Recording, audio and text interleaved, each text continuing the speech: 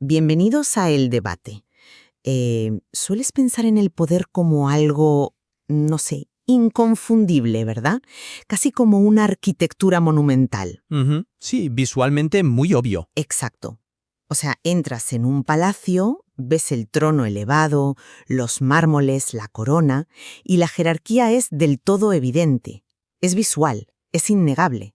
La regla siempre ha sido muy simple. El que está arriba, manda. Y el que está abajo, sencillamente, pues obedece y sirve. Ya esa gravedad del poder, fíjate, siempre tira hacia abajo. Es una estructura que nos da, muchísima seguridad visual y cognitiva, porque categoriza el mundo de forma limpia. Sabes exactamente dónde estás pisando y quién tiene la autoridad sobre ti. Ya, claro. Pero luego entramos de lleno en el análisis de los textos que nos ocupan hoy. Nazareno a Juan 13, 1 a 15 y el maestro en el suelo y el agua del mandato. Y de repente, toda esa arquitectura jerárquica colapsa por completo. Sí, se viene abajo. Mente del líder plantea, a ver, una dicotomía brutal. Y el núcleo de nuestra discusión de hoy es precisamente este. Ajá. ¿Es este evento una demostración de autoridad soberana y purificación espiritual? Es decir, ¿un acto divino que redefine el poder desde su misma cúspide? ¿O estamos ante un mandato de sumisión radical humana, donde asumir el oficio más bajo busca instaurar una cultura terrenal de igualdad y apoyo mutuo? Ese es el gran interrogante del texto, ¿no? La fractura que divide toda la lectura. Totalmente. Y bueno, para dejar las cosas claras desde el principio, por mi parte, la lectura que defiendo es que el lavatorio es, en su esencia más pura, el acto consciente de un soberano, alguien que valida su autoridad divina precisamente a través de este servicio, otorgando una purificación simbólica y un acto de gracia indispensable para sus seguidores. Claro, y yo lo abordo desde la orilla opuesta. Mi postura es que el núcleo del evento no tiene absolutamente nada que ver con una teología abstracta dictada desde las alturas. Es la adopción literal, cruda y material del oficio de un esclavo, diseñada expresamente para destruir las ansias de superioridad y establecer un mandato ético inminentemente terrenal. Bueno, para empezar a desgranar esto, quiero anclarme en una declaración muy directa que hace el propio material. Y el texto dice textualmente, no fue un acto de esclavo, sino de soberano. Esta es la clave de bóveda de toda mi perspectiva. Ya, pero fíjate que... Espera, déjame desarrollar la idea de la secuencia mecánica. Si observamos los hechos, vemos que el maestro sabe perfectamente que su partida es inminente. Vale. No hay pánico en esa sala, no hay resignación ni caos en absoluto. Lo que vemos es una decisión sumamente consciente y yo diría majestuosa. Él se levanta de la mesa, se ciñe una toalla a la cintura y vierte agua en el hebrillo.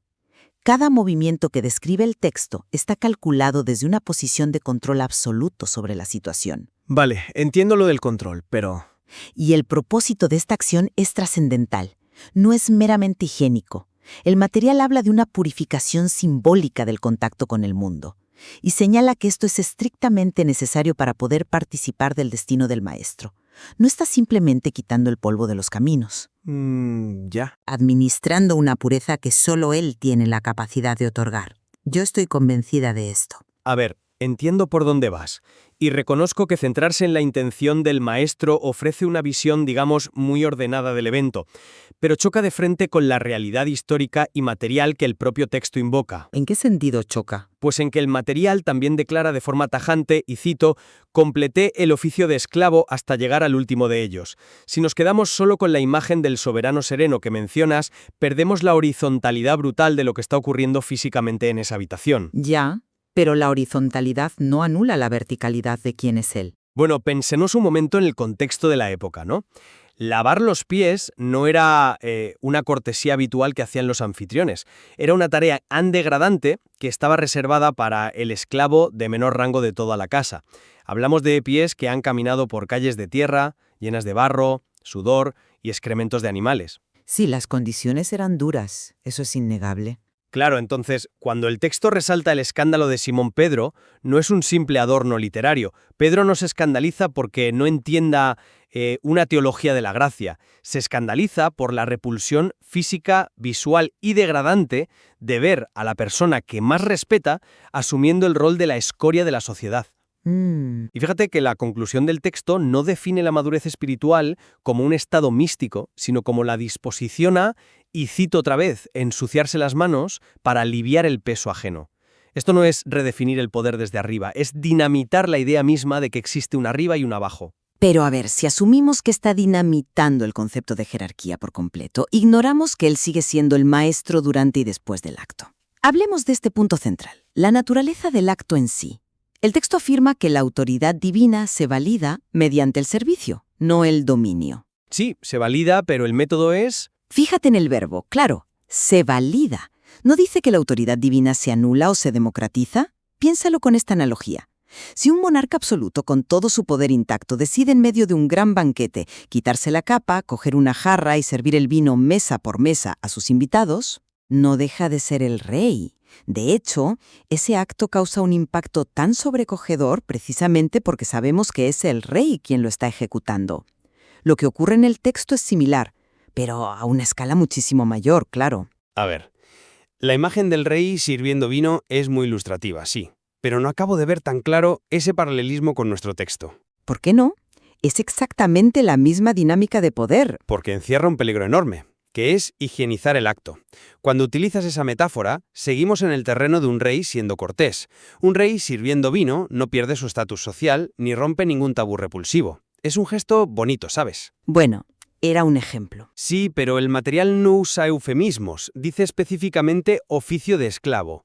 Tocar los pies sucios y llagados de otro no era un gesto de cortesía en absoluto, era un tabú de clase implacable. Si mantenemos la lectura de que esto es principalmente un soberano operando desde la seguridad de su soberanía inamovible, entonces no hay una verdadera inversión de roles. Discrepo. La inversión está en la acción en sí. Pero lo que tendríamos es a un líder haciendo un teatro pedagógico, jugando a ser pobre por un día para dar una lección. Y si es solo una escenificación, el impacto real, el escándalo del que hablábamos, se diluye por completo. La reacción visceral de Pedro es la prueba empírica de que la degradación era real. Claro, Pedro reacciona mal. Exacto. Pedro no está viendo a un rey majestuoso dándole una lección de humildad. Está viendo a su líder perder la dignidad pública en tiempo real. La fuerza del evento, a mi juicio, solo funciona si el maestro verdaderamente adopta la impotencia y la vulnerabilidad del escalafón más bajo, sin el escudo protector de su divinidad en ese instante. Vale. A ver, no niego la realidad histórica del polvo y la brutalidad social de la época. Tienes toda la razón en que la reacción de Pedro es de rechazo total ante lo que percibe como una humillación inaceptable. Pero fíjate en cómo reacciona el maestro ante ese escándalo. Le dice que si no le lava no tiene parte con él. Exactamente. Él no le dice a Pedro, tranquilo, estoy destruyendo las barreras de clase social. Su respuesta, según el material, se basa en la participación de un destino superior. Y esto nos empuja obligatoriamente a analizar los mecanismos físicos del texto. Vale. Si no estamos de acuerdo en si quien se agacha es el soberano o el esclavo, miremos al agua. ¿Qué hace exactamente esa agua y ese lienzo sobre la piel? Para mí, la clave está en esa expresión del texto, el contacto final de gracia. El texto especifica que participar de mi destino requiere esta purificación simbólica del contacto con el mundo. Esto, establece un marco ontológico. Espera. Un marco ontológico. ¿A qué te refieres exactamente con un marco ontológico en un contexto tan terrenal y material como este? A ver, para que nos entendamos. Me refiero a que esto no es simplemente una lección moral que te cambia la actitud para ser mejor persona. Es una intervención que cambia la naturaleza profunda del individuo. Ya, pero... Déjame terminar el punto. El polvo en esos pies no es solo tierra silicia del camino. Representa el contacto inevitable con la corrupción del mundo terrenal a lo largo de la vida. Incluso aquellos que ya caminan en la verdad, como especifica el texto, necesitan este último lavado. Por tanto, es un acto de naturaleza casi sacramental. Entiendo la lectura sacramental, pero me cuesta verla aislada del resto. Es que el agua que vierte el maestro no es H2O limpiando suciedad física. Es un vehículo de la gracia divina limpiando las adherencias del mundo para que la persona esté, y cito textualmente, plenamente consagrada. El objetivo final es preparar al alma para trascender junto a él. Y esto, mecánicamente, es algo que ningún ser humano, por muy solidario o sumiso que decida ser, podría otorgarle a otro. Bueno, es un argumento muy sólido. Si aislamos la primera mitad de la interacción, la respuesta inmediata que recibe Pedro, claro, Es que es la justificación de la acción. Sí, pero si ensanchamos el foco hacia la lección definitiva que cierra el pasaje, en la lectura puramente ontológica se desmorona bastante. El texto manda explícitamente olviden las ansias de superioridad y adopten la cultura del apoyo mutuo. Pensemos en la lógica interna del mandato, por favor.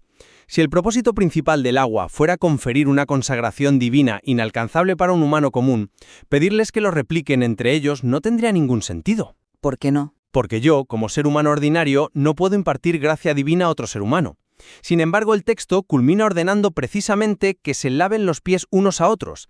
Eso significa que el agua y el polvo en la conclusión del texto no operan como símbolos de una pureza mística inaccesible. Ya. Operan como metáforas de la carga material del ser humano, del agotamiento de vivir. Vale, te entiendo, pero el mandato de replicarlo no elimina la santidad del primer acto, ¿sabes? O sea, que ellos lo hagan después no anula lo que el soberano hizo primero.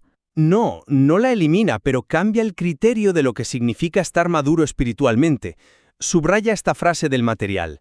La madurez del espíritu se alcanza cuando están dispuestos a ensuciarse las manos para aliviar el peso ajeno. Sí, es una frase muy potente. Es profundamente subversiva. Tú hablas de limpiarse del contacto corrupto del mundo. Pero el texto exige exactamente lo contrario. Exige que te ensucies.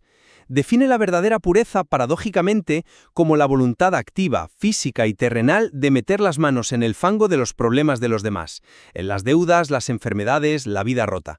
No es buscar un estado de aislamiento inmaculado para ir al cielo, es asumir el peso del prójimo aquí en la tierra. A ver, es innegable que hay una tensión constante entre purificar a otro y ensuciarse uno mismo al hacerlo, ¿vale? Estoy de acuerdo en eso. Pero creo que ver esto simplemente como meter las manos en el fango de los problemas de los demás reduce drásticamente el alcance del mandato. Yo no diría que lo reduce, lo aterriza. Bueno, pero aquí llegamos a la gran bifurcación sobre cómo debe perpetuarse este evento. El texto termina con la instrucción clara: hagan esto en memoria de mí. Desde mi perspectiva, esto no es un simple programa de voluntariado cívico. Es la instauración de una memoria litúrgica. Al decir en memoria de mí, el maestro está extendiendo su autoridad validada a través del tiempo. Es un recordatorio continuo de esa gracia original que los seguidores recibieron y que no podían ganarse por sí mismos. Al repetir el acto, los seguidores no solo se ayudan materialmente los unos a los otros, Sino que recuerdan, claro. exacto, hacen presente a esa figura irreemplazable del soberano. Pero déjame plantearte la gran debilidad que veo en tu enfoque. Adelante.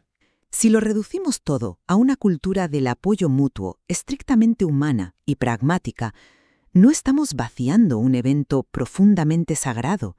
O sea, no corremos el riesgo de convertir el momento previo a una partida trascendental en un simple código de buenas costumbres, perdiendo de vista que es el maestro quien origina la orden. Sin la figura del soberano que instituye el acto, lavar los pies es solo limpieza. Bueno, comprendo perfectamente ese temor a perder lo sagrado.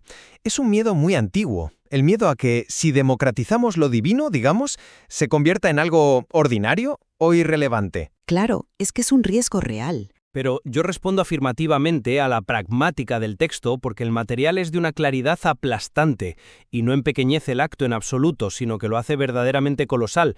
Escucha la directriz completa que marca al final. Hagan esto en memoria de mí, no solo en la cena, sino en cada aspecto de sus vidas. Esa mención específica de no solo en la cena es vital. Es una advertencia directa contra lo que podríamos llamar la clausura litúrgica. Espera, explícame cómo entiendes esa clausura litúrgica en este contexto, porque el texto habla literalmente de memoria. A ver, el riesgo de la clausura litúrgica es coger un mandato radical revolucionario y meterlo en una vitrina de cristal para que no moleste. Es la tendencia natural de las instituciones a ritualizar el gesto. Vale. Tú lo pones en una ceremonia cerrada, un domingo, en un ambiente controlado, limpio y solemne. Allí todos recuerdan al soberano de forma abstracta, se lavan simbólicamente y el lunes por la mañana todo el mundo vuelve a sus estructuras de poder jerárquicas habituales, en la oficina, en la política o en el hogar. Bueno, eso sería una hipocresía humana, no un fallo del texto. Pero la advertencia de, en cada aspecto de sus vidas, dinamita esa vitrina. Exige que la destrucción de la jerarquía se aplique cuando contratas a alguien, cuando tratas con tus subordinados, cuando organizas tu casa. Al decir que su partida es inminente, el maestro se está retirando físicamente de la ecuación para empoderar a la comunidad. Ya veo por dónde vas. No les exige que sean divinos, les exige que renuncien para siempre al poder coercitivo. O sea, lo que propones, si te entiendo bien, es que la inminencia de la partida no es una tragedia que el rito deba consolar, sino que es el mecanismo exacto que transfiere la responsabilidad directamente a los seguidores. Eso es. ¿Estarías diciendo entonces que el espacio sagrado deja de ser el individuo conectado verticalmente con la divinidad superior y pasa a ser el espacio relacional entre dos personas cuando una decide asumir el rol inferior para cargar con el peso de la otra? Así es, palabra por palabra. La sacralidad no se evapora, pero cambia de lugar. Pasa de ser vertical a ser puramente horizontal. Cogiendo las líneas que hemos trazado hoy, creo que merece la pena sintetizar la dualidad de nuestras perspectivas. Desde la postura que yo he defendido, el evento brilla precisamente por la majestuosidad inquebrantable de un soberano. Vemos a un líder que, con un dominio absoluto sobre su partida inminente, utiliza la herramienta del servicio más bajo no para renunciar a su identidad divina, sino para validar su autoridad mediante el amor. Un acto que confiere una purificación ontológica, de gracia, que es indispensable para el alma y que restaura la honra de los pequeños elevándolos hacia él. Claro, y en paralelo hemos expuesto la dimensión, digamos, más cruda y visceral del relato. La visión de un líder que decide despojarse voluntariamente de todo rastro de privilegio, de prestigio y protección social, para asumir física y literalmente la degradación de un esclavo. Sí, la horizontalidad que mencionabas. Exacto. Un acto que genera un escándalo necesario para romper los esquemas mentales de sus seguidores y que culmina en un mandato férreo. La verdadera madurez humana no es alcanzar un estado de pureza incontaminada, sino estar dispuesto a ensuciarse las manos en el barro del día a día para hacer más soportable el peso de la existencia del otro. Bueno, pero pese a esta tensión tan fuerte, es evidente que convergimos en varias verdades que el texto hace ineludibles. Sí, sin duda. Ambos vemos claramente que el evento exige la destrucción total de las ansias de superioridad, ya sea porque dependemos por completo de recibir una gracia pasiva que nos iguala a todos en nuestra incapacidad de salvarnos a nosotros mismos, o porque debemos descender activamente para convertirnos en siervos de nuestros semejantes. El texto no deja espacio alguno para la arrogancia humana. No, ninguno. La inversión de cómo comprendemos el liderazgo es absoluta en ambas lecturas. Totalmente de acuerdo en eso. La demolición del ego está de hecho en el centro de ambas visiones, aunque lógicamente la fricción de fondo se mantiene viva. Esa pregunta fundacional sigue latiendo detrás del texto. El poder transformador de esta historia emana del hecho de que es la divinidad la que asombrosamente se agacha hacia nosotros, o emana de la dura exigencia de que la humanidad tiene que despojarse de sus propios pedestales y bajar al nivel del esclavo para encontrar su verdadera dignidad. Claro. Esa es la tensión central que el material se niega a resolvernos con una respuesta fácil. Y es esa misma fricción entre el reconocimiento de una autoridad divina y el escándalo del oficio de esclavo la que nos obliga a confrontar de manera continua nuestras propias nociones de estatus, éxito y poder. Si la arquitectura monumental de la que hablábamos al principio, los palacios, los tronos y las jerarquías obvias sigue guiando nuestras vidas, este texto siempre será un elemento profundamente desestabilizador, ¿verdad? Totalmente. Nos deja solos frente a ese lebrillo. Exacto, planteando una interrogante que, francamente, no envejece. Si el soberano supremo elige el suelo y la toalla para lavar el polvo del camino de sus subordinados, ¿qué argumento nos queda a los demás para justificar nuestra ambición de estar por encima del resto? Os invitamos a seguir examinando este material, a convivir con sus exigencias y a formar vuestras propias conclusiones sobre dónde reside realmente el peso de este mandato. Hasta nuestro próximo encuentro.